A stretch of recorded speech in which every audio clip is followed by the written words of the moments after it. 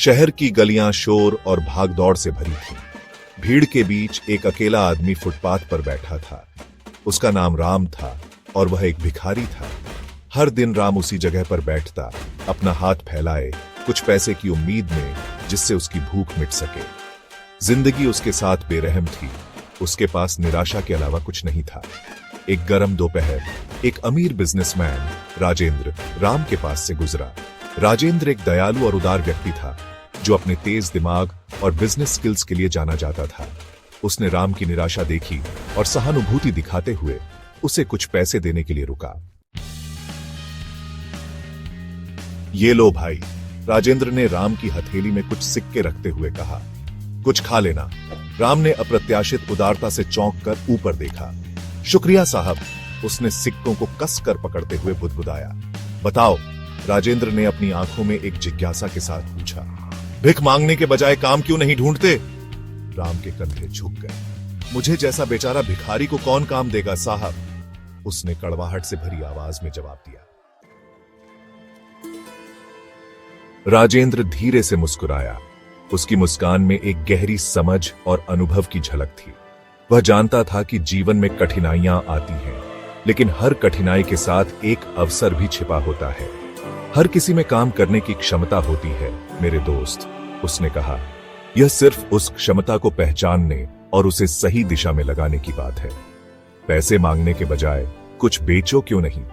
लोग हमेशा उन चीजों के लिए पैसे देने को तैयार रहते हैं जिनकी उन्हें जरूरत होती है या जो उन्हें पसंद होती है। राजेंद्र ने अपने अनुभव से यह सीखा था कि आत्मनिर्भरता ही सच्ची स्वतंत्रता है। राम ने उलझन में भौहें चढ़ा ली। उसे समझ नहीं आ रहा था कि वह क्या बेच सकता है। लेकिन साहब, मेरे पास बेचने के लिए कुछ भी नहीं है, उसने विरोध किया। उसकी आवाज में चिंता और निराशा साफ झलक रही थी। फूलों का क्या? राजेंद्र ने सुझाव दिया। फूलों की सुंदरता और खुशबू लोगों के दिलों को छू जाती है। फूल लोगों के जीवन में खुशियां लाते हैं। वे किसी भी माहौल को खुशनुमा बना सकते हैं। आप बाजार से कुछ खरीद सकते हैं और उन्हें यहां बेच सकते हैं। राजेंद्र ने उसे प्रोत्साहित करते हुए कहा। गुजरने वाले लोग अपने दिन को खुशनुमा बनाने के लिए थोड़ी सी खूबसूरती खरीदकर खुश हो सकते हैं। राजेंद्र की बातों में एक नई उम्मीद की किरण थी, जो राम के दिल में भी जगमगाने लगी। यह विचार राम के दिमाग में घर कर गया। उसने खुद को कभी भिखारी के अलावा कुछ नहीं समझा था, लेकिन राजेंद्र के शब्दों ने उसके भीतर आशा की एक किरण जगाई। क्या वह सचमुच भीख मांगने के बजाय फूल बेचकर गुजारा कर सकता था? अगली सुबह राम राजेंद्र द्वारा दिए गए कुछ सिक्के लेकर खाना खरीदने के बजाय बाजार से रंग बिरंगे सुगंधित फूलों से भरी एक टोकरी खरीद लाया। उसने एक व्यस्त चौराहे के पास जगह ढूंढी और घबराहट से भरे दिल के साथ राहगीरों को अपने फूल देने लगा। शुरुआत में लोग हिचकिचा रहे थे। वे राम को एक भिखारी के रूप में जानते थे और उसे एक विक्रेता के रूप में देखना उनके लिए नया और अजीब था। वे राम को भीख मांगते हुए देखने के आदी थे और उसे फूल बेचते हुए देखना उनके लिए असामान्य था। लेकिन राम ने हार नहीं मानी। उसने सोचा कि अगर वह अपने फूलों की सुंदरता और अपनी मेहनत से लोगों का दिल जीत सकता है तो वह जरूर सफल होगा। लेकिन राम लगातार कोशिश करता रहा। उसने हर गुजरने वाले व्यक्ति को अपने फूल दिखाए और उन्हें खरीदने के लिए प्रेरित किया। उसकी मेहनत और लगन ने उसे कभी हार मानने नहीं दी। उसने सभी का एक प्यारी सी मुस्कान और विनम्र निवेदन के साथ अपने सुंदर फूल खरीदने का अनुरोध किया। उसकी मुस्कान और उसकी विनम्रता ने लोगों का दिल जीत लिया। धीरे धीरे लोग प्रतिक्रिया देने लगे। वे राम के फूलों की सुंदरता और उसकी मेहनत को सराहने लगे। उसकी मेहनत रंग लाने लगी। राम के व्यवहार और उसके फूलों की सुंदरता से प्रभावित होकर एक युवती ने एक गुलाब का फूल खरीदा। उसने राम की तारीफ की और कहा कि उसके फूल बहुत ही सुंदर और ताजगी भरे हैं। एक बुजुर्ग सज्जन ने फूलों का एक छोटा सा गुलदस्ता खरीदा। अपनी दिवंगत पत्नी को याद करते हुए, जिन्हें फूल बहुत पसंद थे, उन्होंने राम को आशीर्वाद दिया और कहा कि उसकी मेहनत और लगन उसे बहुत आगे ले जाएगी। उत्सव के लिए जा रहे दोस्तों के एक समूह ने अपनी शाम को खुशनुमा बनाने के लिए ढेर सारी लिली और कार्नेशन खरीदी। उन्होंने राम की तारीफ की और कहा कि उसके फूल उनकी शाम को और भी खास बना देंगे। जैसे जैसे दिन ढलता गया, राम की टोकरी खाली होती गई और उसकी जेब पैसों से भर गई। लंबे समय बाद पहली बार उसने गर्व और उपलब्धि की भावना महसूस की। उसने भीख मांगकर नहीं, बल्कि दूसरों को कुछ सुंदर और मनचाहा देकर पैसा कमाया था। उस दिन से राम फूल बेचता रहा। उसने विभिन्न किस्मों, उनके रंगों और सुगंधों और उन्हें आकर्षक तरीके से सजाने के बारे में सीखा। उसे अपने काम पर गर्व था। वह हमेशा यह सुनिश्चित करता था कि उसके फूल ताजे और जीवंत हों। उसके ग्राहक उसके बदलाव और उसके फूलों की गुणवत्ता से प्रभावित होकर उसके वफादार ग्राहक बन गए।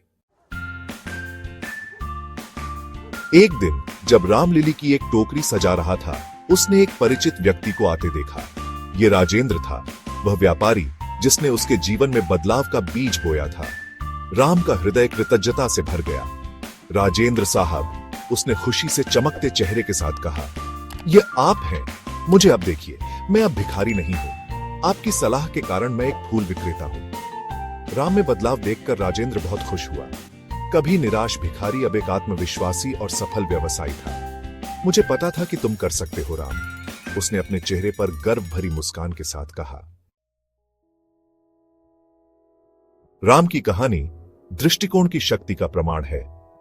वह एक साधारण व्यक्ति था जो अपने जीवन में कई कठिनाइयों का सामना कर रहा था, लेकिन उसने हार नहीं मानी। उसने अपने दृष्टिकोण को बदलने का निर्णय लिया और अपने जीवन को एक नई दिशा में मोड़ दिया। अपनी मानसिकता को निर्भरता से बदलकर व्यवसायी बनाने से वह अपने जीवन को बदलने में सक्षम था। उसने अपने अंदर की शक्ति को पहचाना और अपने सपनों को साकार करने के लिए कड़ी मेहनत की।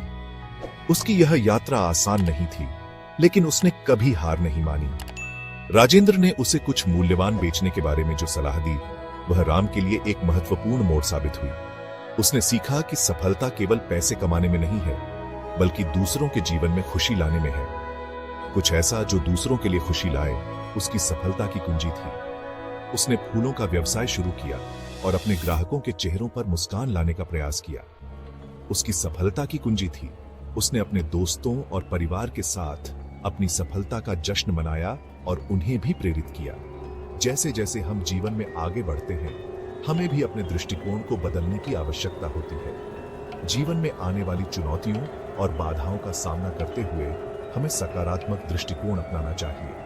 अपनी चुनौतियों और बाधाओं का सामना करते हैं और उन्हें अवसरों में बदलने का प्रयास करते हैं।